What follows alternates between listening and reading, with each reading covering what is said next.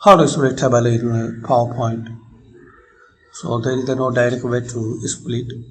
Like we have this table and we need to split this table. So what we will do, you have to select and copy it. Open MS Word and paste here. So we have this table completely here. Keep your cursor where you want to split. Table is layout and table split like this.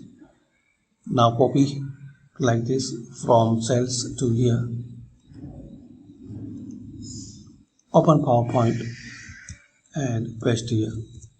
You will see one, but actually there is the two. That's it. So thanks for watching and comment this video useful for you.